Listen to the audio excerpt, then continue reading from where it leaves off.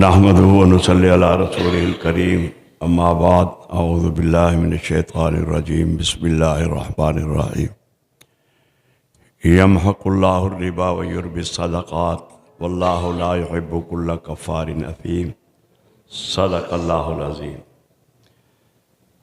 سب سے پہلے جتنے علماء کرام جہاں جہاں سے بھی تشریف لائے میں ان کا شکر گزار ہوں، شکریہ ادا کرتا ہوں۔ اور چونکہ وقت ہمارا جو تھا سردی کی وجہ سے کچھ عوارضات کی وجہ سے دیر سے سلسلہ شروع ہوا ہے، تو اس وجہ سے کافی احباب جن کے خیالات سننے کا کم سے کم مجھے تو بہت شوق تھا، لیکن وقت کی قلت، ادھر سے خطیب ملت اور ادھر وقت کی قلت، تو میں بہت معذرت چاہوں گا ان لوگوں سے جن کو موقع نہ دے سکے۔ اور ایک بات مولانا حضرت ولی سے مجھے اکثر شکایت رہتی ہے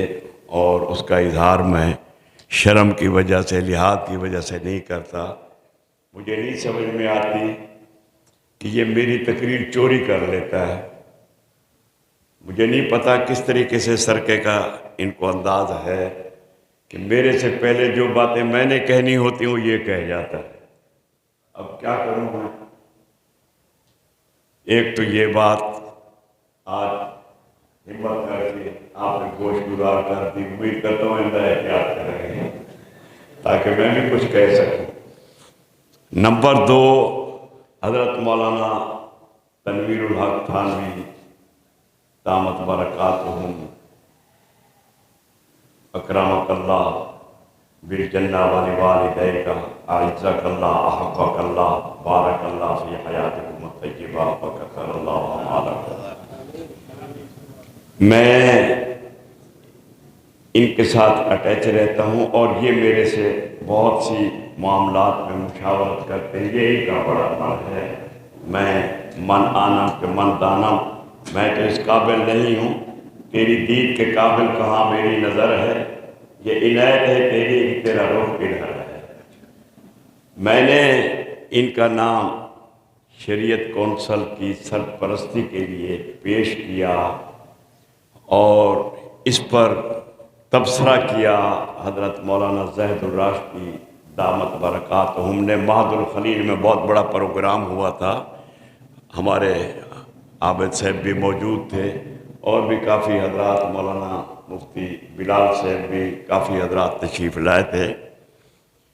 اور مولانا فیض الرحمان، مفتی فیض الرحمان صاحب، مولانا اکرم صاحب اور مولانا عبدالسلام صاحب، یہ تمام حضرات، مولانا احسن سلفی صاحب یہ تشریف فرما تھے۔ حضرت مولانا زاہد الراشدی صاحب نے بعد میں کہا کہ میرا جی چاہتا تھا کہ میں ان سے ملوں اور ان سے شرکت کی اور سرپرستی کی گزارش کروں، تو میرا نام لے کے کہنے لگے کہ بہت اچھا کیا ہے۔ تو میں حضرت مولانا تنویر الحق صاحب عمر میں میرے سے چھوٹے ہیں، مقام اللہ نے بہت کچھ ان کو دیا ہے، ان کو میں یہ بتانا چاہتا ہوں، یہ کسی نئی کسائی نے نہیں آپ کا نام انتخاب کیا، اور آپ کو اس مقام پہ علماء کی تعداد نے قبول کیا ہے۔ میں سمجھتا ہوں کہ آپ کے والد کی وہ نسبت جو 22 نکات کی شکل میں علماء نے بیٹھ کے ان کو ایک مقام دیا تھا، وہ چیز آپ کے پاس آ گئی، اور آپ نے خود آج یہ اعتراف کیا ہے جو کہ میں ادب کے خلاف سمجھتا تھا کہنا، وہ 22 نکات کے اندر 33 علماء تھے، مشرقی اور مغربی پاکستان کے 33 علماء۔ ان کے سب کے نام لوں گا تو ذرا وقت کی قلت ہے، لیکن آپ کو تو پتہ ہے، بہت سے کچھ حضرات کو علم بھی ہے اس بات کا۔ اس 22 نکات کو کسی نے کہا ہے کہ آپ ہی اپنی اداؤں پہ ذرا غور کریں، آپ ہی اپنی اداؤں پہ ذرا غور کریں، ہم اگر کچھ عرض کریں گے تو شکایت ہوگی۔ برا نہیں منانا، حق بات کہتا ہوں تو مزہ وسط کر جاتا ہے، خاموش رہتا ہوں تو کلیجہ منہ کو آتا ہے، اور ہمارے سوا کوئی حق انشاءاللہ آپ کے سامنے شاید शर्म हजूरी की वजह से न कह सकें, लेकिन मुझे कोई फ़र्क नहीं पड़ता, मैं हक बात कह दिया करता हूँ। अभी हज़रत मौलाना इस्माइल साहब का यहाँ प्रोग्राम हुआ था, 2-3 दिन हो गए, तो 2-3 तो मुशीर आए हुए थे वज़ीर आला सिंध के, और एक तो असम्बली के मेंबर भी थे, और भी बड़े बड़े लोग थे। मैंने वहाँ अल्लाह के फजल से, मैं ये बताना चाहता हूँ, मेरे से किसी ने पूछा कि देवबंदी का मतलब क्या है। मैंने कहा देवबंद का मतलब ये है कि बातिल की सड़कों की देवबंदी कहते उसको हैं जो टकरा जाए, और हमें तादाद से कोई गर्ज नहीं। ये जो इनकलाब के लिए जो कंपेन चलाई थी, टोटल 3 अफराद थे, आप उलमा बैठे हैं। एक शाह इस्माइल शहीद थे, एक मुफ्ती अब्दुल हाई थे रहमतुल्लाह अलैह, और एक सैयद अहमद बरेलवी। ये 3 आदमी ने कंपेन चलाई थी कि मुल्क के अंदर निज़ाम इस्लाम और अंग्रेज़ के ख़िलाफ़ कुल 3 अफराद खड़े हुए थे। लेकिन अल्लाह का फजल है, एक वक्त आया अंग्रेज़ बिस्तर उठाने पर मजबूर हुआ। तो जो बात मैं बता रहा था मौलाना कारी इस्माइल साहब के यहाँ, मैंने मुशीरों को और वज़ीरों को कहा, बल्कि 24 तारीख को मेरी वज़ीर आला सिंध से मुलाकात हुई थी, 24 तारीख को रात को एक प्रोग्राम में मैंने उनसे कहा कि जब से पाकिस्तान बना, मैं पाकिस्तान तो थोड़ा छोटा हूँ उम्र में, और जब से मैंने होश संभाली, हमारी हुकूमत ने मुस्तकिल कशकोल अपने हाथ में रखा हुआ है, उस वक़्त से लेके अभी तक। लेकिन मैंने कहा कि हम आह भी करते हैं तो हो जाते हैं बदनाम, वो कत्ल भी करते हैं तो चर्चा नहीं होता। मैंने कहा मौलवी मस्जिदों के लिए, मदारस के लिए चंदे करते तो हम पर पाबंदी है, और तुम्हारे पर पाबंदी क्यों नहीं है। फिर मैंने एक बात और अभी कही कारी इस्माइल के यहाँ, जो आप हज़रात को सुनाना चाहता हूँ। मैंने कहा कि आपके तवस्सुत से मैं एक तालिब इल्म की हैसियत से मैसेज देना चाहता हूँ कि पंजाब के उलमा ने भी हिम्मत नहीं पकड़ी, और पंजाब की हुकूमत वज़ीर आला शहबाज शरीफ ने लाउड स्पीकर उतरवा दिए, सिर्फ एक स्पीकर रहने दिया है मस्जिद में। मैंने कहा मैं पीपल्स पार्टी का शुक्रिया भी अदा करता हूँ, मुझे पीपल्स पार्टी से नज़रियाती कोई लगाव नहीं है, लेकिन जो हक बात है वो मैंने कहा मैं कहता हूँ कि हमारी मसाजिद के ऊपर 8-8, 10-10, 4-4 हारन लगे हुए हैं। ये मैंने कहा मैं उनकी इस सोच को सलाम करता हूँ। लेकिन ये चंदे का जो सिलसिला तुम लोग भी करते हो, हमें भी मैंने कहा करने लो यार, तुम लोग थे साहब। तो ये मतलब हम हक बात कहना जानते हैं, और अल्लाह का फजल है हमारे उलमा में जुर्रत है, और हमें उन्होंने ये जुर्रत दी है। तो ये 22 नुकात अब मेरी राय है, मैं मौलाना ज़ैनुल राज़ी साहब से भी, अदरमान साहब से भी गुजारिश करूँगा कि उनको अलमारी से लाइब्रेरी से बाहर निकाल के उनको पंफलेट की शक्ल दी जाए, और जहाँ भी प्रोग्राम हो पाकिस्तान शरीयत कौंसिल का, वो दोस्तों को दी जाए। बहुत से दोस्त ऐसे उनको पता ही नहीं 22 नुकात हैं क्या, बने कहाँ हैं। तो इन तमाम चीज़ों को अल्लाह ने आपको, मैं बताना ये चाहता हूँ कि अल्लाह ने आपको वो मकाम दिया है जो उस वक़्त के उलमा ने, मौलाना शाह थानवी को जहाँ खड़ा किया था, पाकिस्तान शरीयत कौंसिल ने आपको सरपरस्त जो ये डिक्लेयर किया है, और आपने इसको कबूल किया, इस पर हम आपका शुक्रगुजार हैं। बाकी रहा मामला कि हमारी जद्दोजहद, हमारी कोशिश, अल्लाह का फजल है, हम लोगों ने कभी हौसला पस्त नहीं हुआ हमारा, हमने कभी बातिल से टकराने में कमी कुताही नहीं की। लेकिन करें तो क्या करें, निज़ाम मैखाना बदला हुआ है साके इस कदर कि जाम उसको मिलता है जिसे पीना नहीं आता। ये मैंने वज़ीर आला सिंध से कहा था। तो मैंने कहा आप हमें हुकूमत दें, फिर देखें कि किस तरह अमन कायम होता है। और मैंने कहा लोग इस बात का एतराज़ करते थे कि जो हाफिज बन रहा है, बल्कि एक थोड़ा सा वाक़या, میرے چونکہ دادا پیر ہیں حضرت تھانوی رحمۃ اللہ علیہ، ان کا ایک واقعہ ذکر کر دیتا ہوں۔ ان کے ابا کو ان کی پھپھی نے کہا کہ اشرف علی کو تم مولوی بنا رہا ہے، مسجد میں بیٹھا رہا ہے، یہ روٹی کہاں سے کھائے؟ اکبر علی، ایک اکبر علی تھے ان کے بھائی، ان کو تم وہ پڑھا رہا ہے، وہ تو اپنی روٹی کماتا کھاتا رہے گا، لیکن یہ کیا کرے گا؟ اللہ اکبر!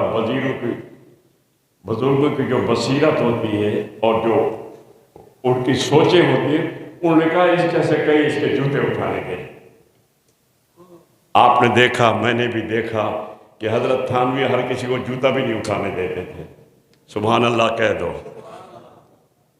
تو میں یہ بتانا چاہتا ہوں کہ حافظ قرآن اس وقت چیف آف آرمی اسٹاف ہے۔ یہ قرآن کی برکتیں ہیں، اور ہمارا بھی معاملہ جو ہے اللہ کا فضل ہے، اللہ کے قرآن کے ساتھ، اللہ کے کلام کے ساتھ، اکابر دیوبند کے ساتھ۔ آپ کی یہ تجویز مجھے بہت اچھی لگی کہ ہمیں وہ والی نعت جو مولانا ذکی صاحب کی یا کوئی سی بھی ہمارے حضرات، مولانا بدر اعظم میٹھی جب پہلا حج کر کے آئے تھے، میرا چونکہ ذوق بھی نہیں اور میں کرنے والا انداز بھی میرا نہیں، کیونکہ میں یہ سیدھا انداز حضرت مفتی شفیع صاحب، مولانا شاہ مولانا تھانوی دیگر ہمارے اکابرین سے میں نے سیکھا ہے کہ ہمیں نہ تو شور مچانا آتا ہے، نہ گانا گانا آتا ہے، نہ اس طریقے سے بیان کرنا آتا ہے، ہمارا تو یہی سلسلہ ہوتا ہے۔ مولانا بدر اعظم میٹھی رحمۃ اللہ علیہ جب پہلا حج کر کے آئے، انہوں نے ایک نعت کہی تھی۔ انہوں نے نعت کے اندر یہ کہا کہ مجھے فرقت میں رہ کر پھر وہ مکہ یاد آتا ہے، وہ کعبہ یاد آتا ہے، جہاں جا کر میں سر رکھتا، جہاں میں ہاتھ پھیلاتا، وہ چوکٹ یاد آتی ہے، وہ کعبہ یاد آتا ہے، مجھے فرقت میں رہ کر پھر وہ مکہ یاد آتا ہے۔ کبھی دوڑ کے چلنا، کبھی رک کے رہ جانا، کبھی دوڑ کے چلنا، کبھی رک کے رہ جانا، وہ منظر یاد آتا ہے، وہ کعبہ یاد آتا ہے، وہ جھگڑے یاد آتے ہیں، وہ رگڑے یاد آتے ہیں، کبھی وحشت میں آ کر میرا وہ مساح پہ جا کے چڑھ جانا، وہ غوغا یاد آتا ہے، وہ سودا یاد آتا ہے۔ نگاہ مجھے آتی نہیں پوری، بیچ سے جو آ رہے ہیں سنا رہا ہوں آپ کو۔ نگاہ شوق جب اٹھتی ہے، نگاہ شوق جب اٹھتی ہے، رب البیت کی جانب، نہ کعبہ یاد آتا ہے، نہ مکہ یاد رہتا ہے۔ تو انشاءاللہ اس کا بھی انتظام کریں گے، اور وہ پمفلیٹ بھی ہمیں چھاپنے چاہیے، 22 نکات والے بھی اور 17 نکات والے بھی۔ اور میں یہ بھی کہوں گا کہ جو اس وقت کے 33 علماء تھے،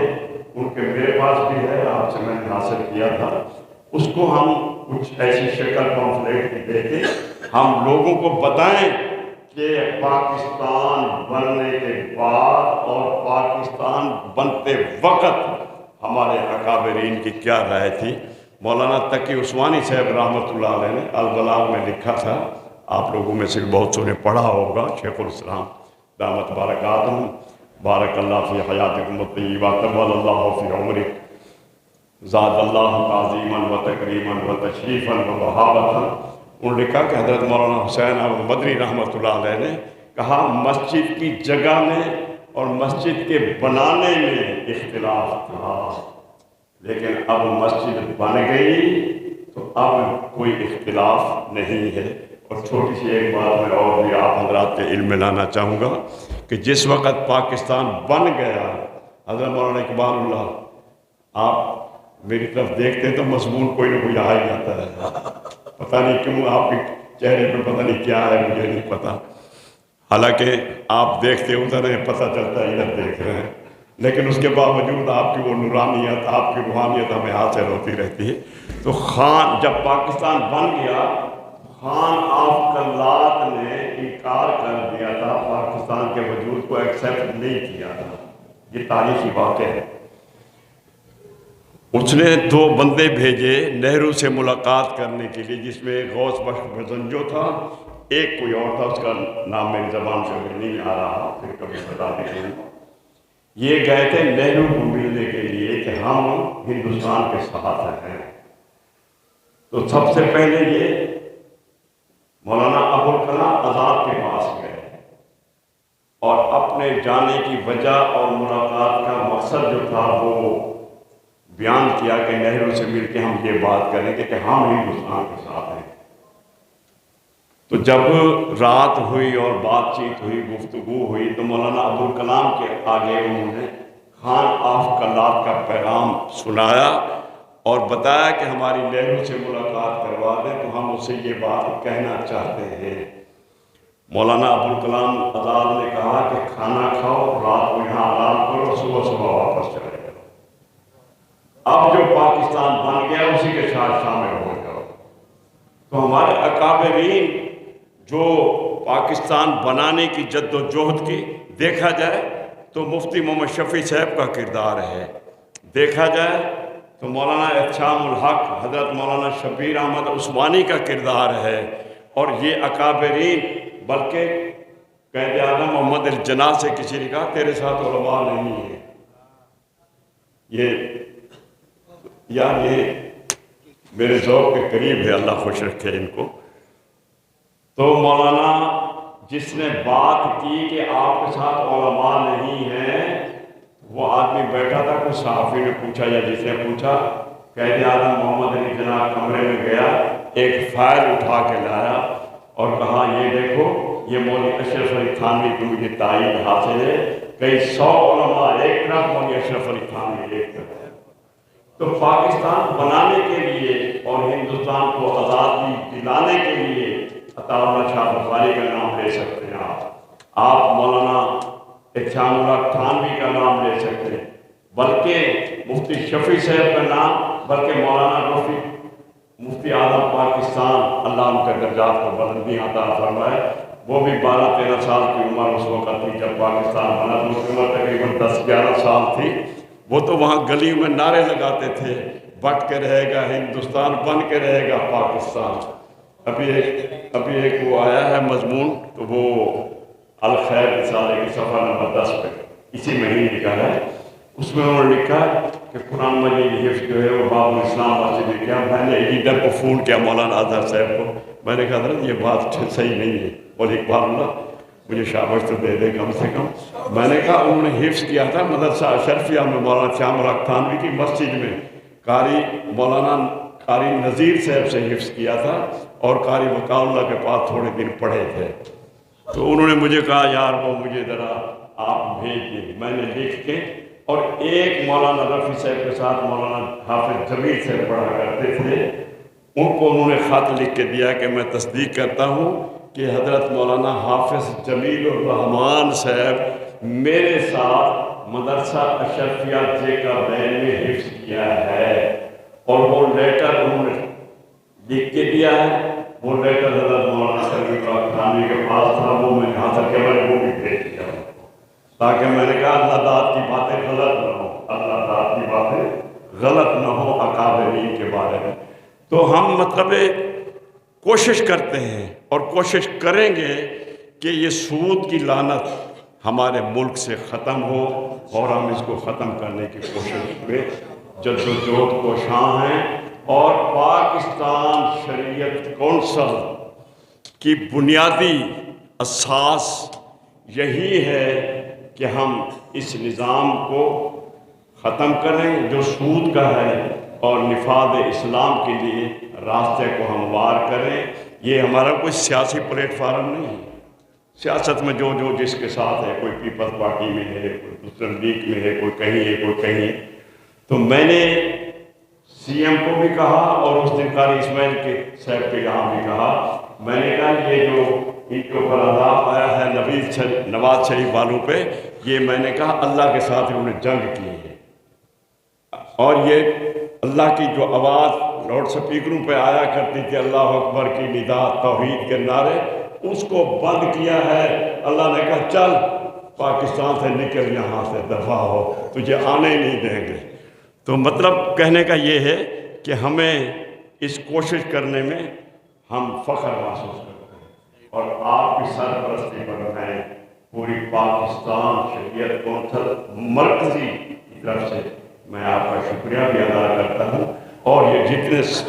علماء بیٹھے ہیں یہ سب میرے سر کا تاج ہے۔ میں سب کا نوکر بھی ہوں، غلام بھی ہوں، اور جوتوں کو اٹھانے کے لیے تیار ہوں، لیکن آپ لوگ ہو سکتا ہے کہ میری اس کم عقلی کی وجہ سے آپ لوگ یہ سوچیں کہ جوتا اس لیے اٹھانا کہ یہ خود پہن لے گا، شاید اٹھانے نہ دیں، لیکن میں انشاءاللہ اس مقصد کے لیے ہر کسی کے دروازے پہ جانے کے لیے تیار ہوں، ہر کسی کی خدمت کرنے کے لیے تیار ہوں، اور جہاں جہاں مجھے جانا ہے انشاءاللہ آپ حضرات میرے ساتھ ہیں، آپ حضرات کی تائید ہوگی تو تب جا کے اللہ کا فضل ہے الحمدللہ تو ہم کامیاب ہوں گے۔ اور اگر ہماری بات نہ بھی سنی گئی، اسمبلی تک ہم پہنچا دیں گے۔ ایک دفعہ مولانا فدا الرحمان درخواست میں ساتھ تھا اسلام آباد میں، الہی بخش سومرو اسپیکر تھا، وزیر اعظم نواز شریف تھا، اسمبلی کے دروازے پہ ضیاء الحق کو روکا تھا مولانا فدا الرحمان صاحب نے، وہ کہا کہ ہم تیرے سے کچھ نہیں مانگتے، ہم نفاذ اسلام مانگتے ہیں، اسلام کو نافذ کر، شریعت نافذ کر۔ اس بیچارے نے کہے تو دیا تھا، لیکن اللہ اس کے بھی درجات بلند فرمائے، جو بھی دنیا سے چلے گئے اللہ سب کے درجات کو بلند فرمائے۔ ہم اپنے ان بزرگوں کا کاج لے کے چل رہے ہیں، اور ہمارے بزرگوں نے ہمیشہ انقلابی کام کیا ہے۔ مولانا عبید الرحمان سندھی، عبید اللہ سندھی، ہاں رحمان عبید اللہ سندھی، شیخ الہند نے رحمت اللہ تعالیٰ علیہ نے سن 1915 میں کہا مولانا عبید اللہ اسلامی نظام کے لیے، شریعت کے نظام کے لیے میدان عمل میں نکلو۔ وہ بر صغیر سے نکلے، سن 1915 سے 1922 تک افغانستان میں رہے، 22 سالہ 24 سالہ جلا وطنی زندگی گزاری انہوں نے صرف اسلام کے نفاذ کے لیے۔ یہ افغانستان کو جو آزادی ہوئی ہے شامل، الحمدللہ یہ شیخ الہند کا اس میں حصہ ہے، مولانا عبید اللہ سندھی کا حصہ ہے۔ وہ کسی نے کہا ہے کہ وہ ہمارا خون بھی شامل ہے، ہمارا خون بھی شامل ہے تزیئے گلستان میں، ہمارا خون بھی شامل ہے تزیئے گلستان میں، ہمیں بھی یاد کر لینا چمن میں جب بہار آئے۔